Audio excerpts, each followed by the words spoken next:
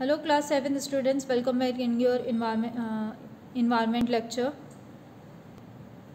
This is your lecture 2 of your chapter 4. We will continue the left part of your this chapter.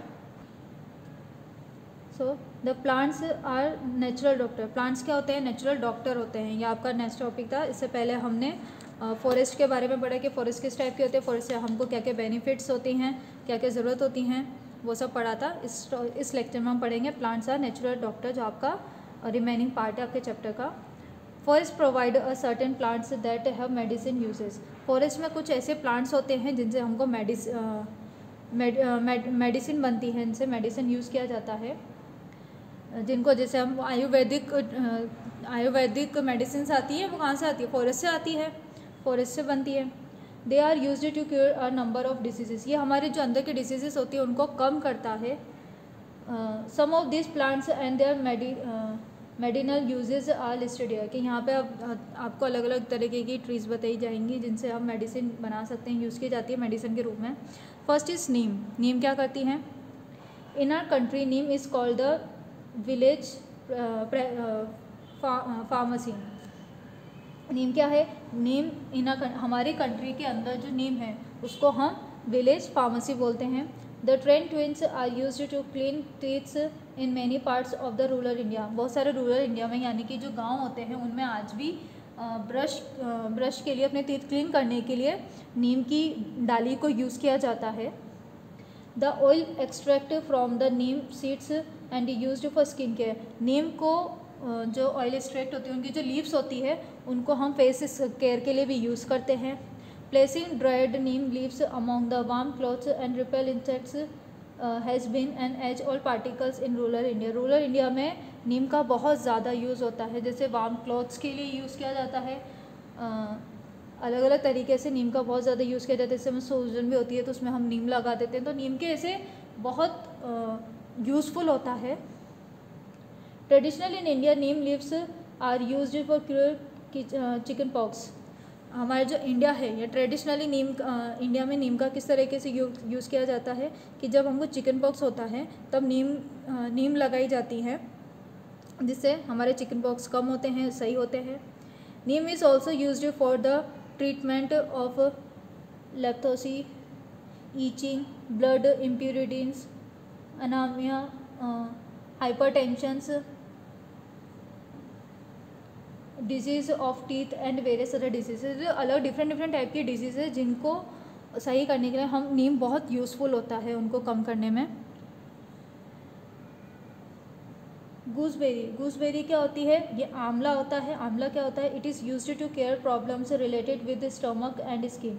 ये हमारी जो हमारा stomach और skin से related problems को सॉल्व करता है आंवला. It is highly useful in curing chronic clothes, allergic asthma. जो अस्थमा होता है उसमें बहुत यूज़ होता है. ट्यूबरक्लोसिस, जो हमको ट्यूबर की बीमारी होती है, उसमें भी आंवला बहुत यूज़फुल होता है. तो आपको जो ये नेचुरल डिसीज जैसे नीम हो गया, आंवला हो गया, तुलसी हो गया, ये सब आपको रेगुलरली थोड़ा थोड़ा खाना चाहिए. तो ये आपकी बॉडी के लिए बहुत यूज़फुल होता है. जैसे अभी विंटर है तो आंवला आएगा, तो आप आंवला ज़रूर खाएँ. आंवला आपकी बॉडी के लिए बहुत यूज़फुल होता है. It is use non improve I sites. आंवला खाने से आपकी आई साइट्स भी इम्प्रूव होगी, तो आप आंवला ज़रूर खाएं. तुलसी. It is used in curing problems related to hair, skin, blood and stomach. अब तुलसी देखो, तुलसी का कितना अच्छा यूज़ है. तुलसी का हमको यूज़ आता है रिलेटेड टू हेयर के. हेयर से रिलेटेड हमारी जो प्रॉब्लम होती है, तुलसी बहुत उसमें हेल्प करता है. स्किन प्रॉब्लम होती है तो उसमें यूज़ करता है. हमारा जो ब्लड सर्कुलेशन, ब्लड प्यूरिफिकेशन होती है, उसमें तुलसी बहुत यूज़ आता है. And stomach. It is also found to be useful for common cold, heart disease, diabetes and malaria. तो ये क्या करता है? ये ऑल्सो फाउंड की यूज़फुल होता है. हमारा अगर कोल्ड हो जाता है, हमको सर्दी हो जाती है, या हमको हार्ट डिजीज़ होती है, डायबिटीज़ होती है, तो इन सब में तुलसी का बहुत इंपॉर्टेंट रोल होता है. बहुत यूज़फुल होते हैं ये हमारे लिए. तो ये सब आपको रेगुलरली अगर आप सुबह उठ करके खाएँ तो आपको बहुत यूज़फुल होगा. जामुन. It's a fruit are believed to act as medicine. अब जामुन है, जामुन को देख करके हमारा कितना दिल मच जाता है कि यह जामुन है. तो जामुन बहुत टेस्टी भी लगता है हमको, बहुत फेवरेट होता है ये मोस्ट ऑफ द पीपल्स का. तो इससे ये क्या यूज़ में आता है, एक्ट एज, ये एक मेडिसिन की तरह भी यूज़ किया करते हैं इसको।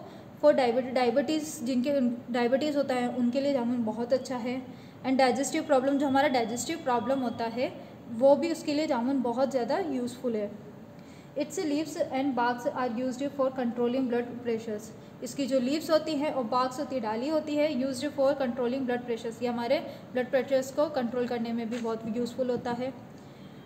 With increasing need for land and wood more forest are being cut. अगर with increasing need of land, अगर हम सिर्फ लैंड की ज़रूरत है सिर्फ घर बनाने के लिए, कंस्ट्रक्ट करने के लिए, अगर हम लैंड को इनको इंक्रीज वुड को कट करते जाएंगे तो हमको मेडिसिन कैसे मिलेगी।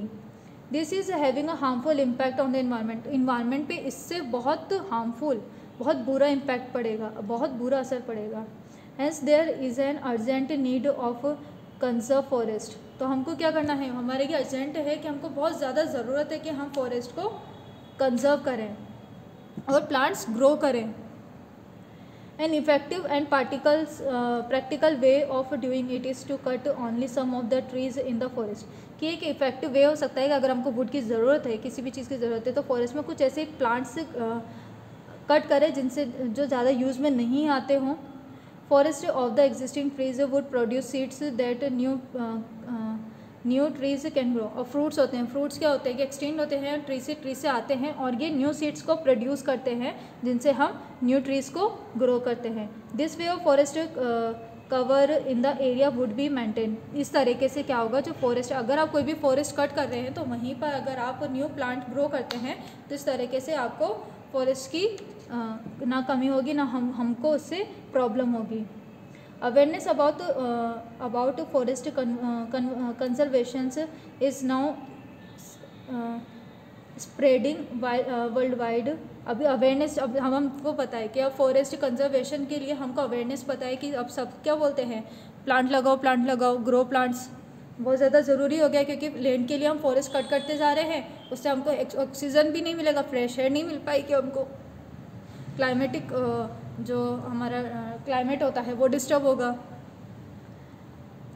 तो ये बहुत ज़रूरी है कि हम ट्रीज़ को कम कट करें। Everyone of us should participate in conserving forest, हम and plants as many trees as possible, कि हम जितना पॉसिबल हो सके उतना ज़्यादा प्लांट ग्रो करें। Some of the movements initialise of people of conservation of forest and maintain है।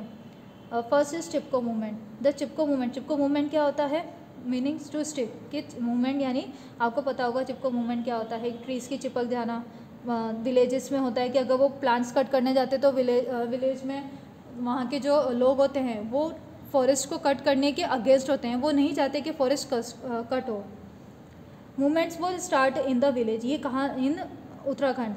जो चिपको मूवमेंट था वो एक गांव से, उत्तराखंड के एक गांव से स्टार्ट हुआ था, then part of Uttar Pradesh, फिर वो उत्तर प्रदेश में चला गया in early 17th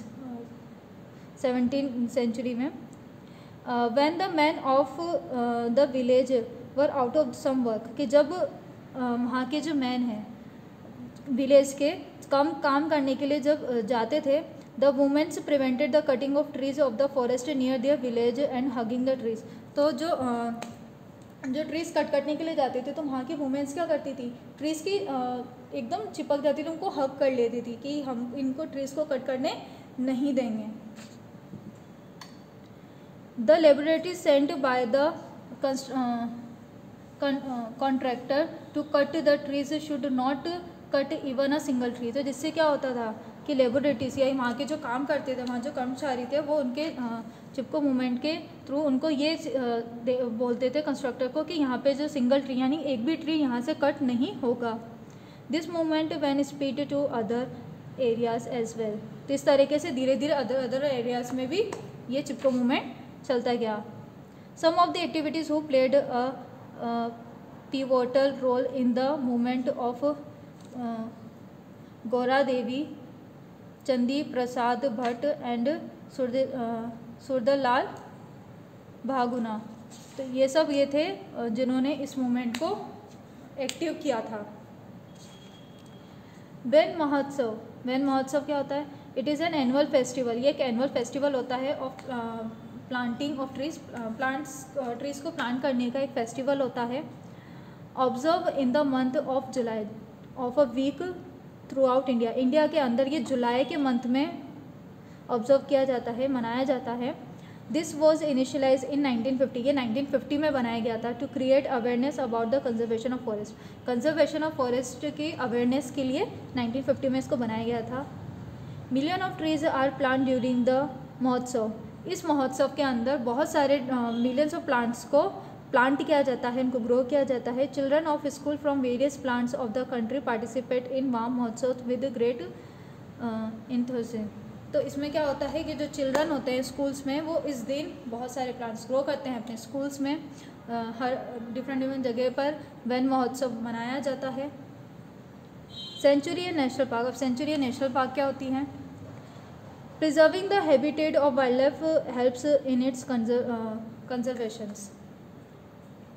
preserving the habitat, जो वाइल्ड लाइफ होते हैं उनको हेल्प करता है, हैबिट उनको लाइफ देता है वहाँ पे जीने के लिए। Creating wild life sanctuaries and national parks by setting asides permanent protected area where animals can live and bred to their natural habitat is an important method of the forest conservation. कि forest conservation के लिए ये बहुत अच्छा topic है, बहुत ज़रूरी होता है कि यहाँ पे क्या होता है, एनिमल्स को अपनी जगह मिलती है, वो अपना एक एरिया, उनको रहने के लिए घर मिलता है, वहाँ उनको उनका फूड मिलता है। अब एनिमल्स तो हमारे नॉर्मल हमारे साथ तो रह नहीं सकते, सबका अपना अपना तरीका होता है रहने का, तो ट्रीज़ एनिमल्स के लिए बहुत ज़्यादा इम्पोर्टेंट होते हैं। World forestry day is an international event celebrated on 21 March every year. World forestry day क्या होता है? ये एक इंटरनेशनल इवेंट होता है जो सेलिब्रेट किया जाता है 21 मार्च को, हर साल के 21 मार्च को इसको सेलिब्रेट किया जाता है।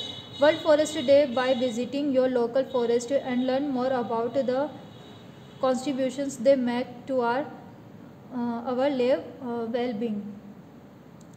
तो वर्ल्ड फॉरेस्ट डे भी सेलिब्रेट किया जाता है 21 मार्च को by visiting your local forest, जहाँ पर हम हमारे लोकल फॉरेस्ट को विजिट करते हैं और उनके बारे में लर्न करते हैं कि हमारे फॉरेस्ट क्यों इम्पोर्टेंट है, ये सब।